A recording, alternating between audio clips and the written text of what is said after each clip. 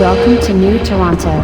Here, everyone is a part of the machine, driving everything forward. Every person plays a part, and collectively, the city becomes more and more advanced. So you see, I'm not a cog on this machine, just merely a distraction.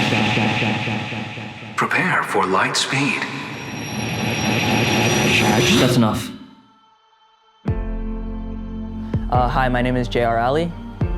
My name is Li Shen. We created the film Disconnected for the Moment Invitational Film Festival.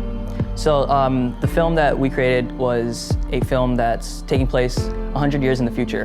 And it's basically like a film that explores the question, what would a future society look like that's kind of dependent on efficiency instead of interactions with people and stuff that I guess in this society seems like a distraction. And I wanted to explore that, but I also wanted to kind of show that through a person and like through a character that was kind of trying to understand the world as well. So it was kind of relatable to people who are watching now.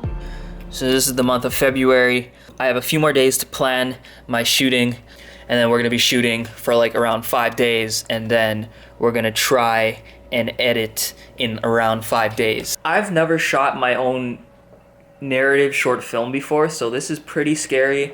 I've never edited something in like around 5 days, so this is gonna be such a challenge for me, but I'm really excited and happy for it because I feel like something like this is gonna push me as a filmmaker. I think even just talking about this project in general, I knew that it was gonna be a huge challenge for me because it kind of brought me back to a place when I first started. I felt like the iPhone held up in a lot of the cases, but there was still things that I had to go back and think about that I haven't had to think about in so many years. And I learned a lot of things, especially like putting story first. Like that was such a huge thing. Like a narrative piece is kind of like a whole different monster. Like I'm used to doing like a lot of like run and gun shooting. I don't know, I felt like it was such a different feeling. And I think one thing I paid attention to a lot was like light and timing. And taking the time to shoot in specific times of the day. Scouting location and being on set and knowing what you want is really important because you can kill a lot of time if you don't know what you want when you're there. And yeah, we lost a lot of light because we were just figuring out, oh, what do we want? Okay, stay warm. We're warming up in this little shed that's just off the coast of Toronto Islands, and we're actually shooting the last sequence of the film. We're trying to hit it on blue hours so we can get as much light as possible and make it still seem like it's night. So the challenge is going to be recording everything and properly documenting that. But I think we got it. It's going to be good.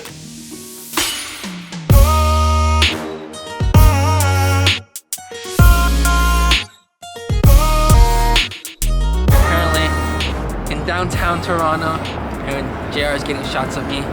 It's so cold out here. Yeah, it's really cold. I don't think we were prepared for this, but yeah. Okay, so it's day 2 of shooting, and yesterday we had a pretty long and eventful day, picking up Li Shen from the airport in the morning to shooting for the entire afternoon, and then this happened. Okay. Yeah.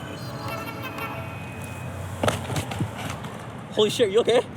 Oh, I'm screaming. Did I? No. Scream? Okay. I think he screamed after, but he's soaking his big toe.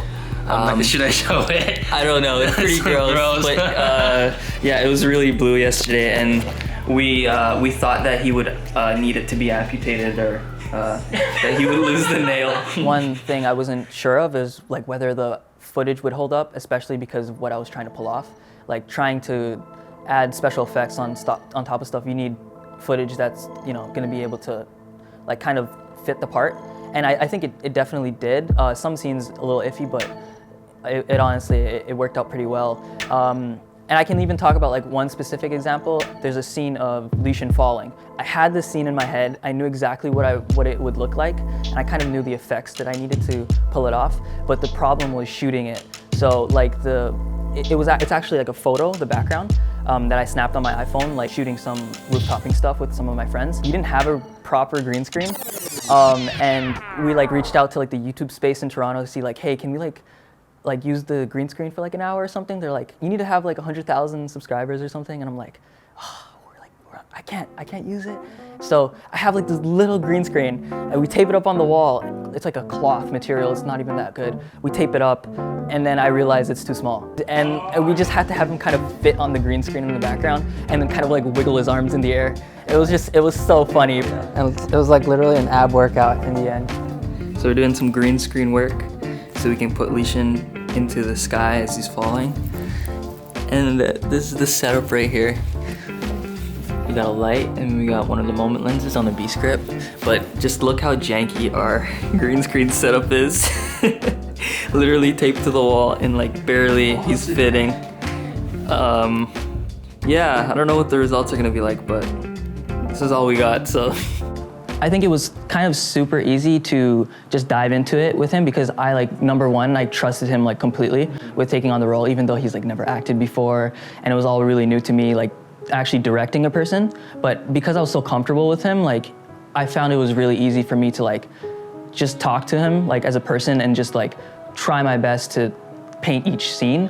And although like the first few days were really difficult because he couldn't really understand the character, like it was kind of testament to like our friendship because we kind of understood each other later on in shooting the film. And I think like towards the end, like even though we're like wrapped up in this like crazy world that we created, like we were on the same page.